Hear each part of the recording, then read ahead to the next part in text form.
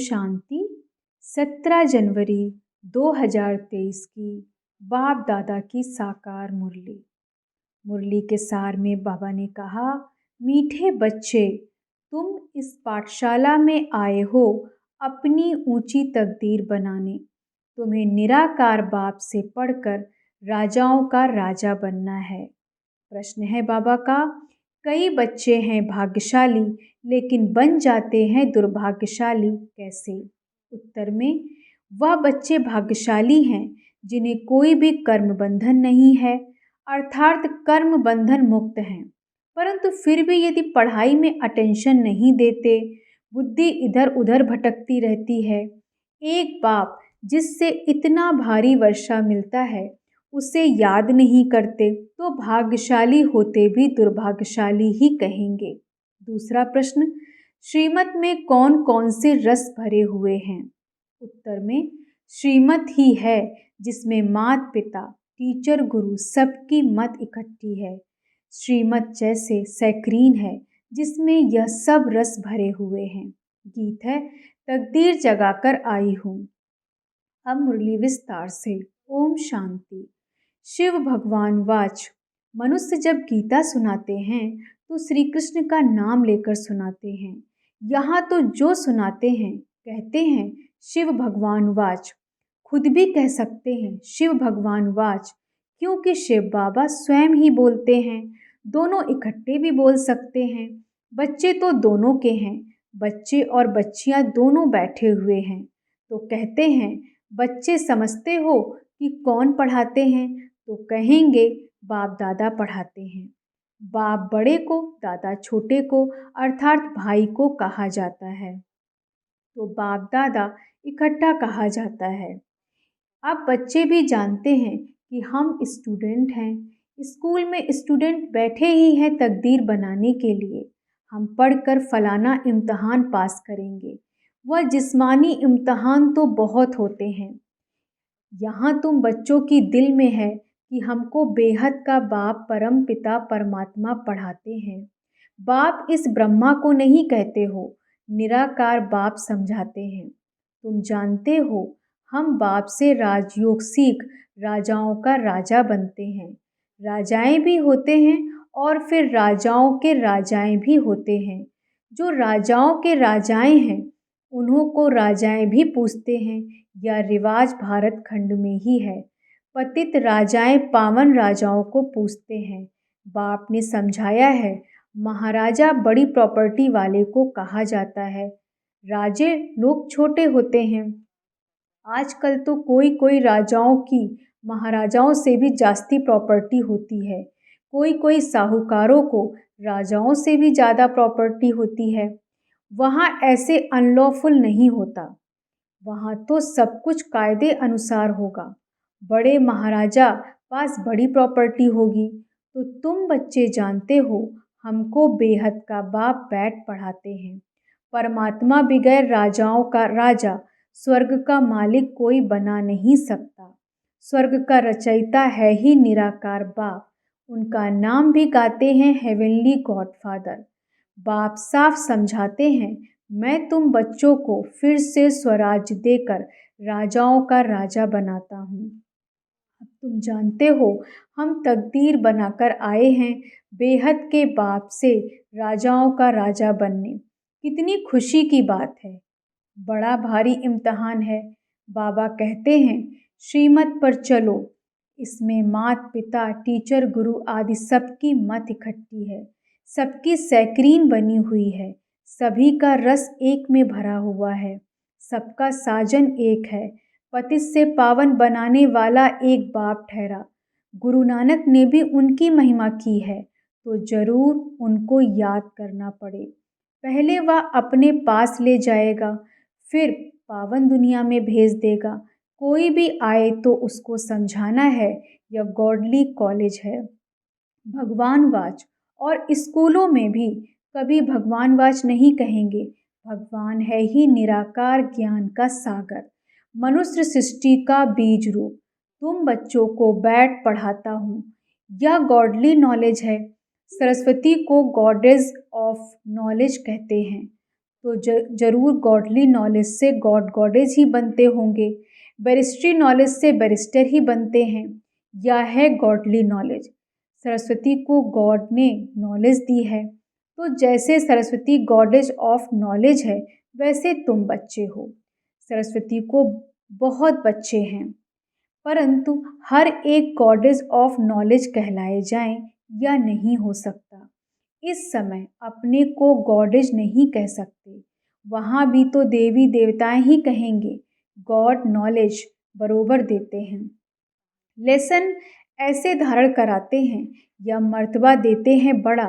बाकी देवताएं God goddess तो हो नहीं सकते।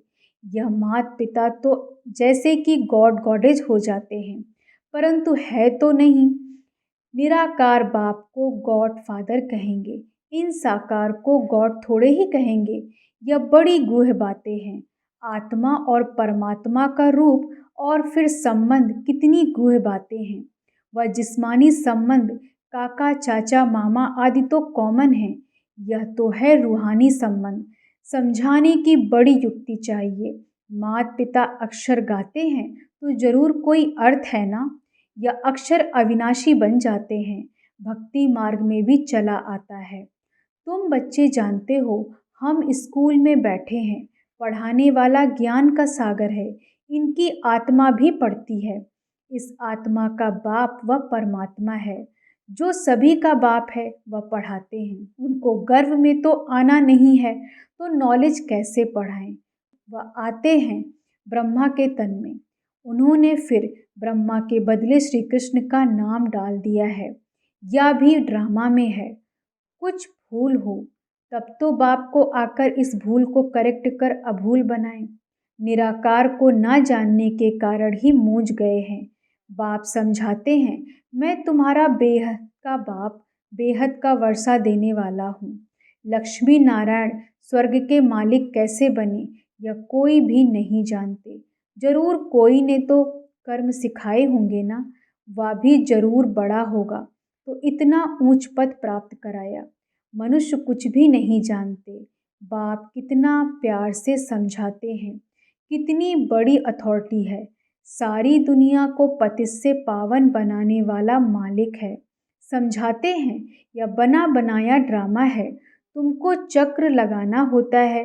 इस बनावट को भी कोई नहीं जानते। ड्रामा में कैसे हम एक्टर्स हैं, यह चक्र कैसे फिरता है, दुखधाम से सुखधाम कौन बनाते हैं, यह तुम जानते हो। तुमको सुखधाम के लिए पढ़ाता हूँ। तुम ही 21 जन्मों के लिए सदा सुखी बनते हो, और कोई वहाँ जा न सके। सुखधाम में जरूर थोड़े मनुष्य होंगे। समझाने के लिए पॉइंट्स बहुत अच्छी चाहिए। कहते तो हो बाबा हम आपके हैं, परंतु पूरा बनने में टाइम लगता है। कोई का कर्म बंधन झट छूट जाता, कोई को तो टाइम लगता है। कई तो ऐसे भाग्यशाली भी हैं जिनका कर्म बंधन टूटा हुआ है, परंतु पढ़ाई में अटेंशन नहीं देते, तो उनको कहा जाता है दुर्भाग्यशाली। पुत्र पौत्रे धौत्रे आदि में बुद्धि चली जाती है। यहाँ तो एक को ही याद करना है, बहुत भारी वर्षा मिलता है। तुम जानते हो हम राजाओं के राजा बनते हैं। पतित राजाएं कैसे बनते हैं और पावन राजाओं के राजा कैसे बनते हैं, वह भी बाप तुमको समझाते हैं। मैं स्वयं आकर राजाओं का राजा स्वर्ग का मालिक बनाता हूँ। इस राजयोग से वह पतित राजाओं को दान करने से बनते हैं। उन्हों को तो थोड़े ही आकर बनाता हूँ, वह बहुत दानी होते हैं। दान करने से राजाई कुल में जन्म लेते हैं। मैं तो 21 जन्मों के लिए तुमको सुख देता हूँ, वह तो एक जन्म के लिए बनते सो भी पतित दुखी रहते हैं। मैं तो आकर बच्चों को पावन बनाता हूँ।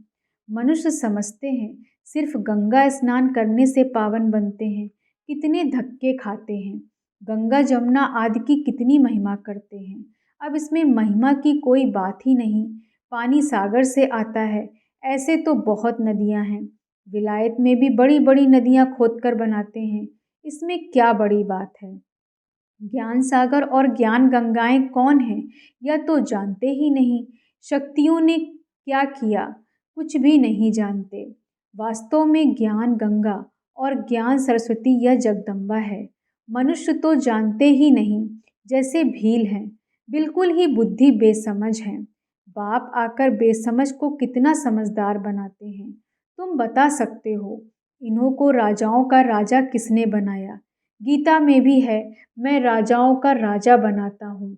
मनुष्य तो यह जानते नहीं, हम खुद भी नहीं जानते थे, यह तो खुद बना था, अब नहीं है। वही नहीं जानता तो फिर कैसे जान सकते हैं? सर्वव्यापी के ज्ञान में कुछ भी है नहीं। योग किसके साथ लगाएं, पुकारें किसको, खुद ही खुदा हैं, फिर प्रार्थना किसकी करें? बड़ा वंडर है। बहुत भक्ति जो करते हैं उनका मान होता है। भक्तमाला भी है ना, ज्ञान माला है रुद्रमाला, या फिर भक्तमाला, वह है निराकारी माला। सभी आत्माएं वहाँ रहती हैं।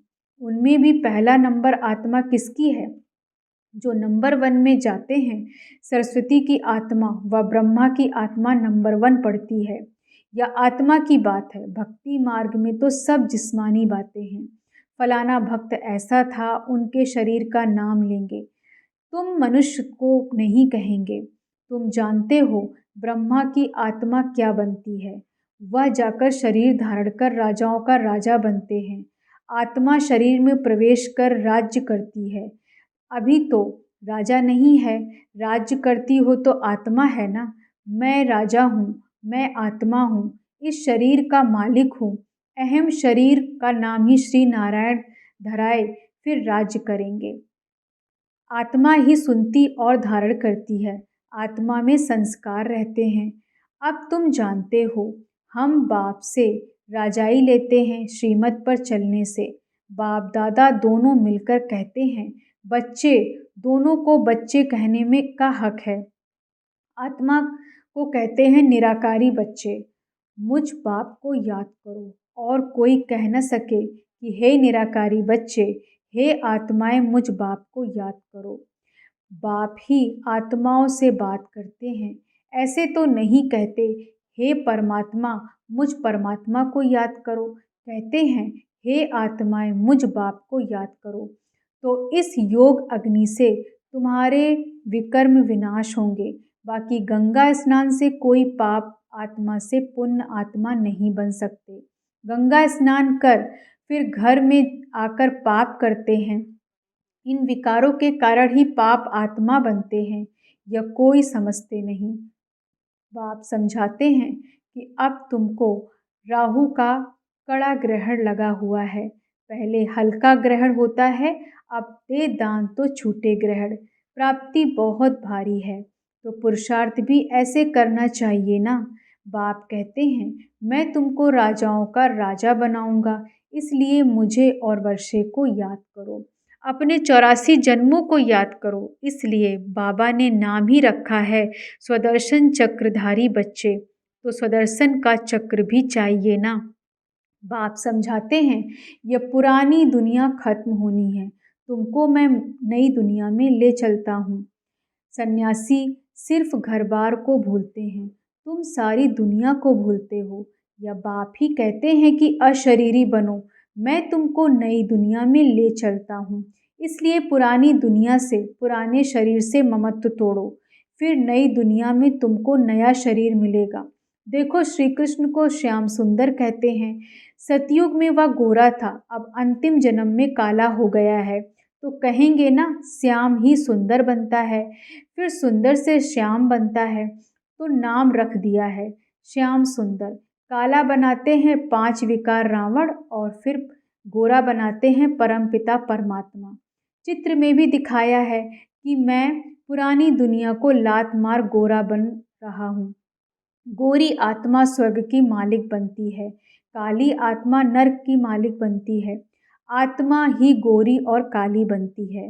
अब बाप कहते हैं, तुमको पवित्र बनना है। वह हठ योगी पवित्र बनने के लिए बहुत हठ करते हैं, परंतु योग बगैर तो पवित्र बन न सके। या तो सजाएं खाकर पवित्र बनना पड़े, इसलिए बाप को क्यों न याद करें और 5 विकारों को भी जीतना है। बाप कहते हैं, यह काम विकारी आदि मध्य अंत दुख देने वाला है। जो विकारों को नहीं जीत सकते वह बैकुंठ के राजा थोड़े ही बन सकते। इसलिए बाप कहते हैं, देखो मैं तुमको अपने अच्छे कर्म सिखाता हूँ। बाप टीचर सतगुरु के रूप में योग बल से विकर्म विनाश कराए विकर्माजीत राजा बनाता हूँ। वास्तव में सतयुग के देवी देवताओं को ही विकर्माजीत कहा जाता। वहाँ विकर्म तो होते नहीं। विकर्माजीत संवत और विकर्म संवत अलग अलग हैं। एक राजा विक्रम भी होकर गया है और विकर्माजीत राजा भी हो गया है। हम अभी विकर्मों को जीत रहे हैं। फिर द्वापर से नए सिर विकर्म शुरू होंगे। तो नाम रख दिया है राजा विक्रम। देवताएं हैं विकर्माजीत। अभी हम वह बनते हैं। फिर जब वाम मार्ग में आते हैं तो विकर्मों का खाता शुरू हो जाता है। यहाँ विकर्मों का खाता चुकतू कर फिर हम विकर्माजीत बनते हैं। वहाँ कोई विकर्म होते नहीं। तो बच्चों को नशा होना चाहिए कि हम यहाँ ऊंच तकदीर बनाते हैं। यह है बड़ेते बड़ी तकदीर बनाने की पाठशाला। सत्संग में भी तकदीर बनने की बात नहीं रहती। पाठशाला में हमेशा तकदीर बनती है। तुम जानते हो हम नर से नारायण और राजाओं का राजा बनेंगे। बरोबर पतित राजाएं पावन राजाओं को पूछते हैं, मैं तुमको पावन बनाता हूँ। पतित दुनिया में तो राज्य नहीं करेंगे। अच्छा, मीठे मीठे सिकी लदे बच्चों प्रति माता पिता बाप दादा का याद प्यार और गुड मॉर्निंग। रूहानी बाप की रूहानी बच्चों को नमस्ते। हम रूहानी बच्चों की रूहानी बाप दादा को गुड मॉर्निंग नमस्ते। बाबा नमस्ते। धारणा के लिए मुख्य सार। पहली पॉइंट, बुद्धि में सुदर्शन चक्र का ज्ञान रख राहु के ग्रहण से मुक्त होना है। श्रेष्ठ कर्म और योग बल से विकर्मों का खाता चुकतू कर विकर्माजीत बनना है। दूसरी पॉइंट, अपनी ऊंची तकदीर बनाने के लिए पढ़ाई पर पूरा पूरा ध्यान देना है। वरदान है आज बाबा का, बाह्य मुक्ता के रसों की आकर्षण के बंधन से मुक्त रहने वाले जीवन मुक्त भव। बाह्य मुक्ता के रसों की आकर्षण के बंधन से मुक्त रहने वाले जीवन मुक्त भव।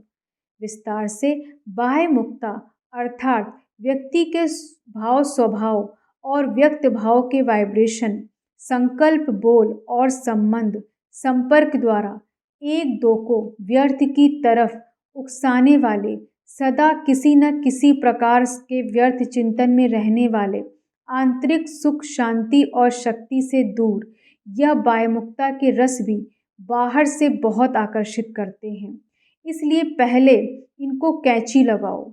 यह रस की सूक्ष्म बंधन बन सफलता की मंजिल से दूर कर देते हैं। अब इन बंधनों से मुक्त बनो, तब कहेंगे जीवन मुक्त। स्लोगन, जो अच्छे बुरे कर्म करने वालों के प्रभाव के बंधन से मुक्त साक्षी व रहम दिल हैं, वही तपस्वी हैं। जो अच्छे बुरे कर्म करने वालों के प्रभाव के बंधन से मुक्त साक्षी और रहम दिल हैं, वही तपस्वी हैं। ओम शांति। धन्यवाद बाबा, धन्यवाद।